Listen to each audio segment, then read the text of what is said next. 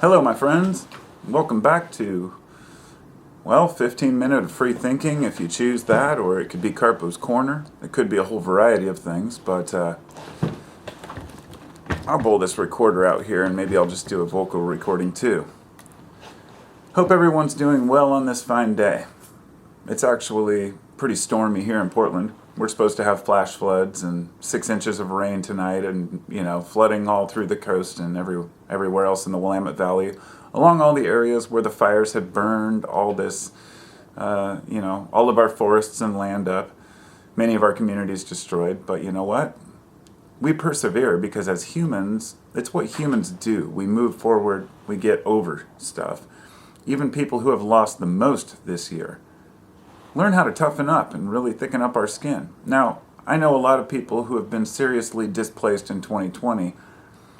These are things that go on all the time, but it's become more noticeable. And that's kind of what I wanted to talk about. I don't want to focus on the division we have right now, but that is an important factor I have to bring up. There's so much propaganda and division and people expecting a war or a civil war or fighting and unrest. It's not just because of the election. It's not just because of, there are many different reasons, In other words, it's not just the police that people are protesting. It's not just the election that people on the other side are protesting. People have been angry for a really long time. And I'd like to talk about that in a way where we're being honest and fair.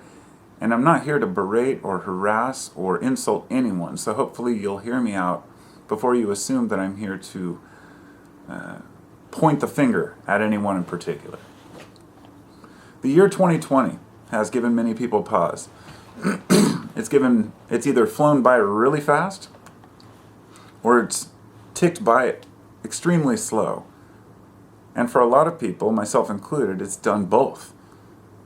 All at once you look up and a week has passed, but at the same time, you look back and say, whoa, this has been a really long week. It's interesting how different perspectives can unfold during different situations in our lives. Now, fortunately, just to kind of tell you where I'm at, at least I was not making very much money at all, but my wife at least was able to collect unemployment because she's a service worker. And that did help, and it's still helping. But it's not enough, and people want to work. People want to be physically working. This is something I've discovered about people, and there's this idea that people are just lazy and they want to collect welfare all their life. Really, it's not true. It's that the opportunities have become so narrow for most people that there's an underlying anger which is coming to the surface. There's people that call themselves leftists, people who say that they're right-wing, and many of these people on both sides have the exact same problem. They can't put food on the table because their job doesn't pay enough money. They're forced to work overtime and they still don't bring home enough to eat, so they have to work 3 jobs. Then they have to pay the babysitter. In the US, even corporations aren't forced to pay any type of maternity leave or paternity leave, which yes, in other countries the man can get paid as well for time with the baby. These are things that build the character of a nation. And I'm not going to go into this is what a nation is. Everyone has their own view. In America, there's a lot of freedom, and that freedom comes at a cost. Everyone's heard this term, freedom ain't free. And usually it's attributed to the military, and somehow freedom ain't free, you've got to go out and fight. And, we have to be able to defend our land. All of that's true. We have to defend our land. We don't have to go overseas and spend trillions of dollars and 20 years fighting in Afghanistan. But that's another story altogether. Freedom ain't free, to me, really means that there's going to be a sacrifice you have to make. You can't have ultimate freedom to do what you like. Many people think that that's not true. I can do anything I want. Like, the argument for example, I actually stood up for a guy on Twitter the other day who said this line, it'll stick with me. He said, "Is there any room in the Democratic Party for me, an ex-Republican?" He says, I have an AR-15 and I believe in this and freedom and I'm religious. Is there any room in the Democratic Party for me? And some people said, welcome, come on board. And by the way, I'm not a Democrat. I'm just saying this was somebody on a public forum saying, I'm leaving the party in my standpoint and I'm wondering, will you accept me in a way? And oh God, you should have heard some of these liberals tearing him down. Well, there's no room for your AR-15 in this world. There's no room for your AR-15. It always comes down to guns. And I bring that up because this argument of people talking about freedom, even though I will stand up for the guy and say, look, that's his choice. People collect swords as well. It doesn't mean they go slicing people up. And look, I know the argument on both sides. I'm not here to debate gun control. But I know that people feel very passionate about their firearms. And even though I might not think, and in the past, even a few years ago, I would have said that maybe the AR-15 should be banned. I looked more into it. I listened to people's stories. I changed my mind. I said there is one thing in America. It's a slippery slope when you start taking away any rights. However, the argument on the other side says, well, can you go out and buy a nuke? Can you go out and buy high-powered explosives? You usually have to have a license to buy dynamite as a farmer. But yes, you can get a hold of these things, but they are prohibited for the average person to buy. Your freedom has limits. Just like your freedom of speech has limits. If you go up and you threaten to kill someone, you could go to jail for that. If you steal and plagiarize someone's music, you can get in trouble and get fined for that. So these are things that we've decided as a collective that are important to us. Okay? All through the past, we've had these unspoken rules that become law. Sometimes we agree with them, sometimes we don't. I know a lot of people are completely opposed to any system that mankind has created. But let me just say this. It's important to remember that we the people and our ancestors have created much of this system, regardless of how it's operating now. We want rules and regulations and laws that prevent certain things. We want to be able to protect our own, protect our family and our property, but at the same time not have others who can just run around and take what they want. So there's laws against stealing, things like this. But all through history, we've been busy. We've been working. Families have had to work to keep food on the table. Farmers have had to keep the fields plowed, seeds planted, the harvest maintained. And there wasn't a whole lot of time to really worry about how bad the future might be. Because it just comes. It comes no matter what. Time is the only true commodity. The only thing of value. And it can't be traded for anything. A lot of people think that time thought of or time spent thinking is time wasted. A lot of time is wasted, but it's all relative to what you're learning from that, right? So anyhow, all through history, we figured that the next year is going to be about the same, right? Only in the last 5 years have we really hit a brick wall where it seems that people do not know what's going to happen to the point where we've given up hope on a lot of options for the future. Even when I was a kid, Gen X, born 1975, I grew up during that kind of, we're like the forgotten, generation. It was this, we're the smallest generation, but we're still significant. But, at 45 years old, I grew up with the Atari. I grew up with the Commodore, learning on a computer, /RAM/run, all these different things that even my teacher told me in class. He's like, this computer will be irrelevant by the time you're my age. And here I am, so much more irrelevant than you could imagine. So my point is, in the old days, a kid could learn to operate a plow, or to be a tanner, or a potter, or a metallurgist, or making a swordsman, a craftsman, a carpenter, and that work would be consistent for the rest of his life. Today, even me as a carpenter, I made cabinets for a while, and I realized that a lot of my customers would rather buy cabinets from China because they're cheaper. Globalization, all of these things have really killed much of what we had as this American dream. But at the same time, much of this has brought other countries out of poverty. It's almost been socialism for the world. But really, that's what they want you to think. It's been socialism for the rich for a long time. The wealth gets consolidated in the politicians' pockets, the lobbyists, the corporations, even the restaurant industry, and they put, I think, more money into stock buybacks in the last few years than they did actually all their profits, and then took loans to buy more of their own stocks back. It's an artificially inflated system that we have, and people have completely lost hope. So, with an uncertain future, we feel like we might be at the limits of our understanding. Think of it this way. When I was a kid, we had cassettes. cassette tapes. I loved it. It was right at the tail end of records, and I remember sitting with my friends, smoking a bowl behind this little building down by the train tracks, and we were talking about music, listening to a Walkman, thinking, wow, I wonder what music formats will be like. And we were going around the circle talking about what we thought music would be like. And I remember specifically saying, it'll be on this little card and you'll be able to fit like tons of albums on there. I still had no clue really where we would be today. Nobody did. The technology has exceeded our expectations. The novelty has worn off. We have more space than we'd ever need to store our movies or anything. We have more screen resolution than we'll ever need. You don't need 8K television. We have gone above and beyond the novelty of new things. And so the choice becomes ours to what we want to do with our lives, and we don't know. And we have to make a decision based on an uncertain future that might not even be there. And we create scapegoats. This is one of the worst things that we can do, and the turn that we took, the mistake that we made, was pointing the finger at each other. And this is why we have the media being filled up with garbage about how after the election and there's going to be protests and riots, and after the Biden transition there's going to be riots and people are going to be screaming in the streets and people are looking to start a fight. I heard that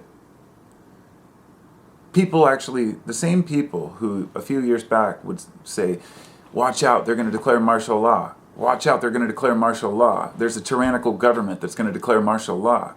Many of these people voted for Trump in hopes that he would break up this bullshit government monopoly. Now many of these same people, I've actually seen them on Twitter saying, I support you, we should declare martial law. We should bring the military in and force these states to change the votes, or whatever it might be. And people are going along with this. American citizens are agreeing that we should declare martial law, bring the military in, and change the election results. Now, I've said before, I'm no fan of either party. Both of them have gone so far down the wrong path that is just the old giant douche and turd sandwich conundrum from South Park. And because of this, people feel like they have no voice. I felt this way for a long time.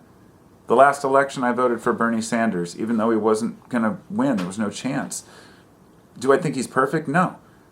Am I a full-blown socialist or communist? No. But do I believe at least one person who might care about people? It's worth a shot. And I feel like that's what people did with Trump too. Only, if you're not willing to look past how that didn't turn out well for us, then we get stuck in a cult-like mentality. So, I was thinking about this word, nostalgia, something that really moves us. We want the good old days, right? Whatever that might be.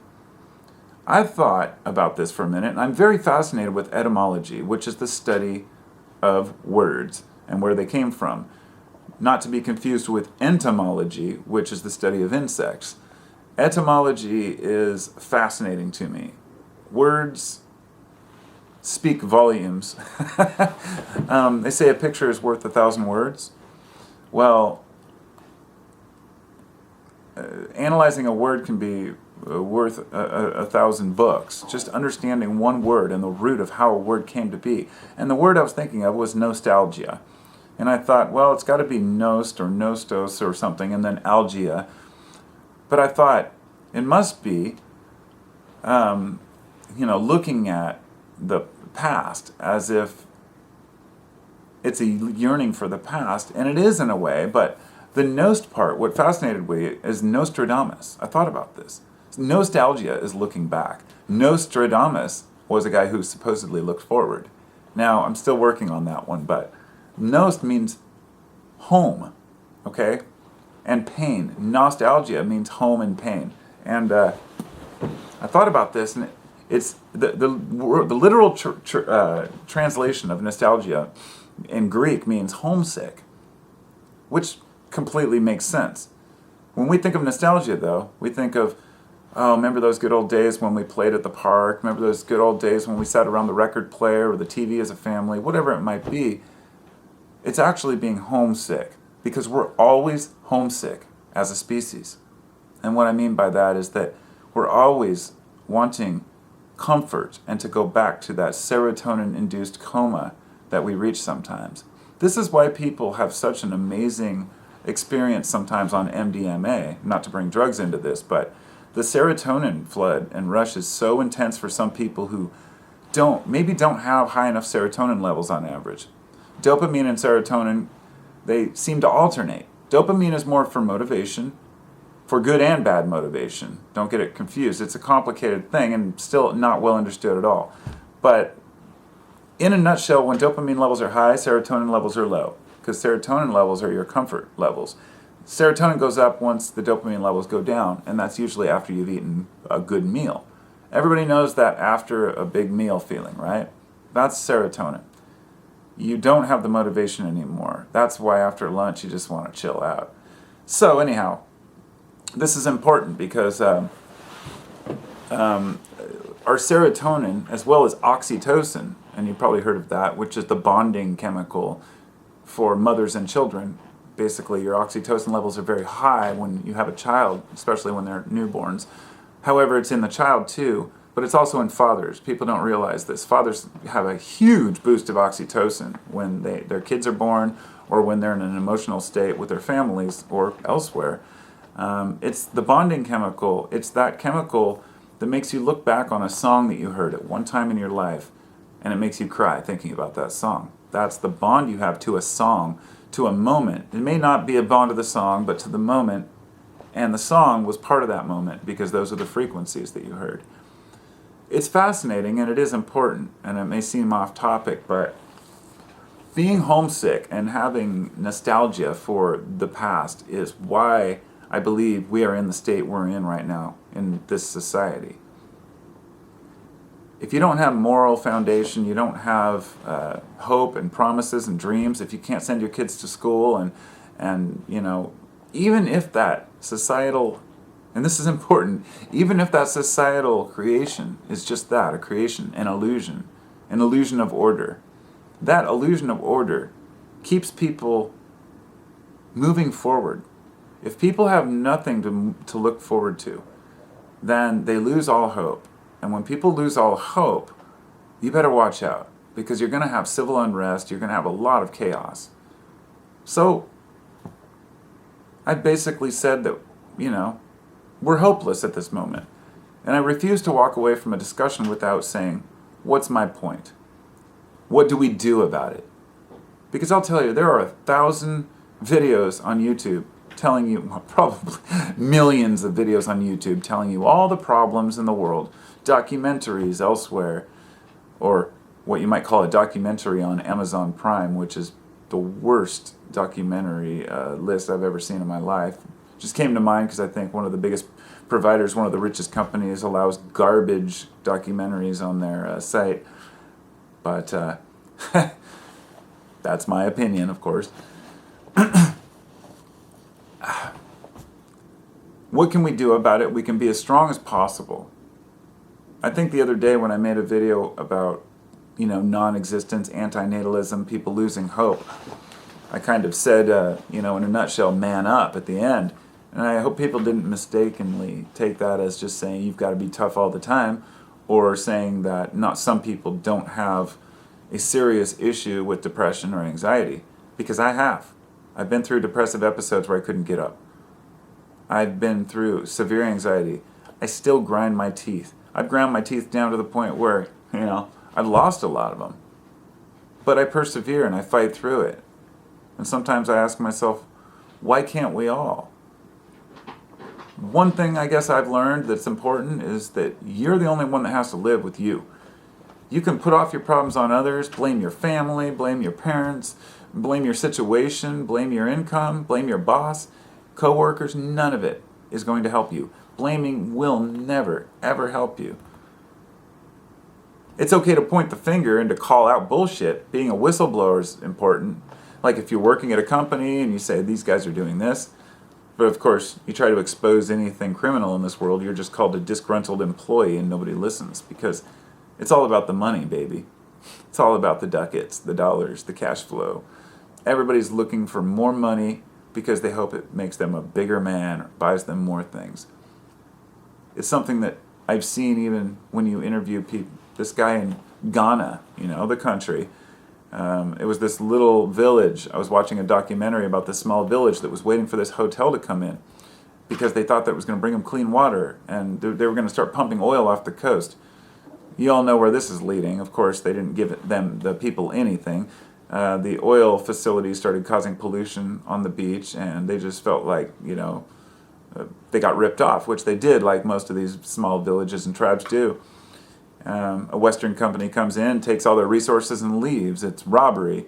But what the one guy said when they said, what do you want to do? He says, I want to go work and pump the oil and work with them because I want to be a big man. He's like, I want to be big man. He said, in order to be big man, you have to have big money. So I need to get big money, and then I'll be big man. And it wasn't the first time I've heard this. Some of the poorest, most uneducated people are taught that money is power because it is. But it's not happiness. It just brings more problems after a certain point. If you're dead poor, cash is all you need to survive. Really, you need money. But if you're doing okay and you have a job and you have a place to live, just dreaming of being a big man is kind of the idea, the mistake. It's not about the money, it's the image people want. Big man. I'm going to be a big tough man because I have money. If you just learn to be yourself, I firmly believe that the rest will follow. That your ego and your pride are not the problem. And I've always said this, that I went through a long phase of ego death and learning to conquer the ego. And many times on psychedelics and in my normal life, saying, haha, laughing at myself, saying, I'm just another human. And I firmly believe that. I'm not special any more than you are. But I realize the ego isn't the problem. It's an overactive ego or arrogance. Ego is who you are. It is your person, your personality. How could you ever abandon that? So I bring that up to say some people are very young in their spiritual quest, and they're still at that point where they're obsessed with ego. They're mistaking ego for arrogance. Because a lot of people who are spiritual in these little groups and communities, they're some of the most arrogant and pretentious people I've ever met. Wearing robes and their dreadlocks and crystals and speaking about chakras as if they have a single clue what they're talking about. And when you really even talk about some of the Eastern mysticism, they're just clueless, Like, well, I just heard that I can do this, and hey, if it works for you, here I am. I'm not here to knock anything, but life is vague, and the messages are interpreted vaguely by us. And then we process them.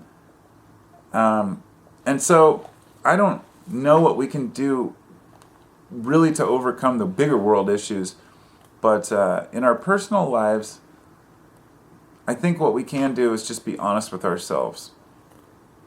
I mentioned the other day that I got invited to be on a podcast. One of my subscribers mentioned it and hooked me up with this podcast called 13 Questions.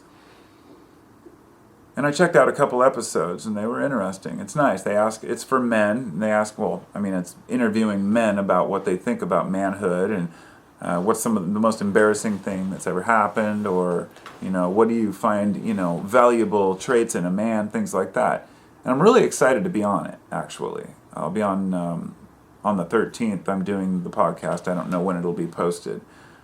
But I'm really excited to talk with these guys and with a general wider audience about these things. And I've realized how important it is for me to reach younger men and men my age.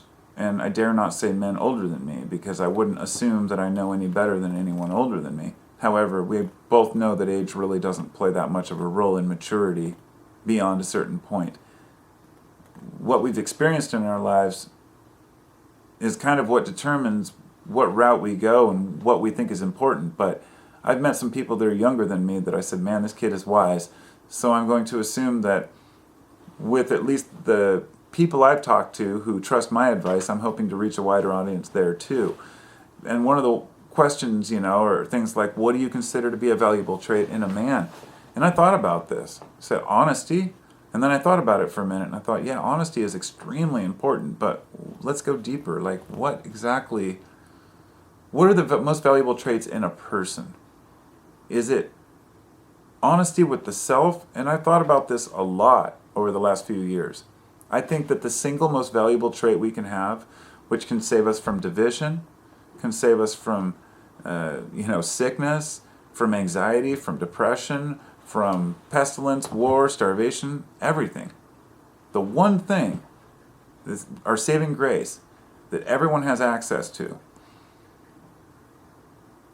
is knowledge.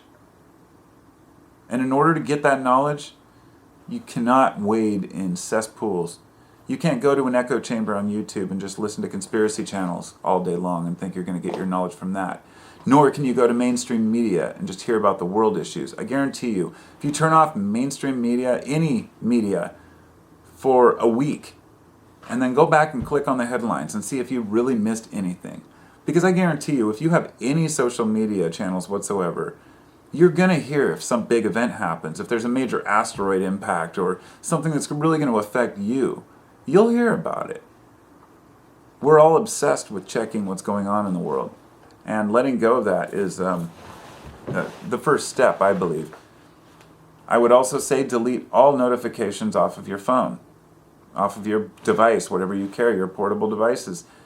Don't have any Twitter, Facebook notifications, YouTube, any of that. Make sure that you have to go to it. I have Twitter, but I have no app on my phone. I actually have to go online and go to it. These little steps can save us a little bit of time and sanity. But bigger than the technological aspect, this is about protecting the information that you're consuming. Instead of going to a news channel, go to Science News. There's a great website. Just Google Science News and go look at the headlines and see some of the crazy discoveries they've had this year. Some amazing ones about how bacteria are affected by magnetic reversals of the earth and things like this. Every single thing you learn, even if you learn about a past solar flare on that tip, and you think, wow, in the 1859 there was a Carrington event where all the telegraph lines caught on fire, or some of them did, and there was aurora borealis seen all the way down to like the equator almost.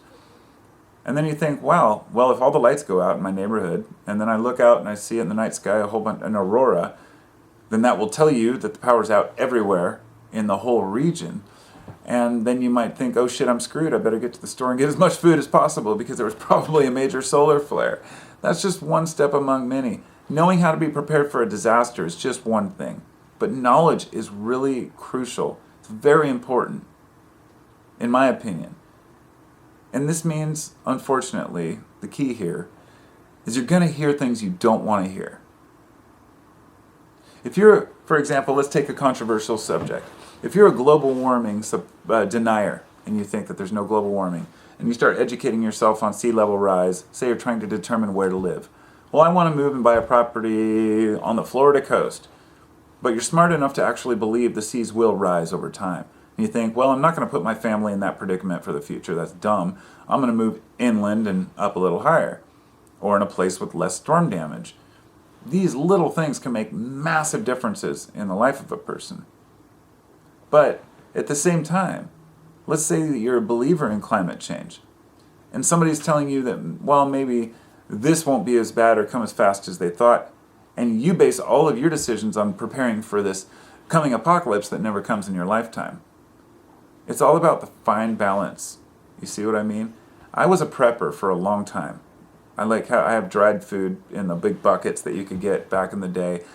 You still can get them, but I was really determined to be able to survive at least for 3 months, have enough food, water. I have a giant thing I can put in the bathtub. It's like it fits in the bathtub, and you fill it up with water in an emergency. The pipes can go out, especially if you live in an apartment building that requires pumps to pump that water up. People just don't realize how fragile this system really is. And I'm trying not to end on an apocalyptic note. What I am saying is that whether it's a larger world event or a small localized event, a pandemic, anything like this, being aware and being educated on it's important. It's not going to allow you to... In the past, being educated would allow you to share things with other people and teach them, but people don't want to hear it anymore. What it should be about is you and your own personal education, not convincing others. I still know people who don't think that this, that the pandemic is even real. Maybe it's not as bad as we thought, right? Well, look, I've done my own math. I've looked at the statistics and thought, well, it is something we can prevent. I have to find myself halfway in the middle, say I don't agree with shutdowns anymore, but I also think that, I don't want to get into that aspect. What I'm saying is I found myself halfway in the middle. I agree with both sides on the camp, like let's get back to business and let's protect ourselves. It doesn't have to be a fight all the time. People always find themselves dividing themselves on the fucking mask issue, on social distancing, everything having to do with the pandemic, whether it's even real. Then you move on into politics, and people think that Democrats are going to save the world. People think that the Republicans are going to save us from the crazy Democrats. You go into people arguing about, things like the earth, whether it's flat or not, which is not a new idea at all, but has a modern resurgence. And you know where all this is coming from? I would say that the toxicity is coming from the internet. Not just the internet, but specifically Facebook and social media in general. I really didn't want to blame social media because I keep hearing this over the years. Oh, it's Facebook. Facebook's the big divider, the big divider. I say no, that's like saying that a government is the big divider. The people, once again, it comes down to education. You couldn't get me to beat up one of my fellow man for no reason. You couldn't get me to beat somebody down for their political beliefs. You couldn't get me to harm or hurt someone physically because I don't agree with their policies or thoughts. But I will defend myself to no end and my family. That's how it should be. Harm no other, mind your own fucking business. In a society like we have right now, that's very difficult for people because they feel like everybody's business is their business. We have the choice to be sheep or shepherds or wolves. And I guess that one's up to you. Hopefully I walked away from this without any too much division, even though it was slightly political. But I hope we've all had lots of time to think this year. We need to think our way through a few things, get back on track. So you as an individual, all I can say to you as a person who's watching this is, it's all in your head. Everything is. I've had some hard days lately, but you know what? I've been fighting through it. I remodeled my bathroom. I've been keeping busy, trying to keep a positive outlook, as hard as it is sometimes. And I think we all, for most of us can. Most of us can. We shouldn't ride on the coattails of those who are suffering if we're not truly suffering, because it could always be worse. Peace out. Have a good day. Thanks.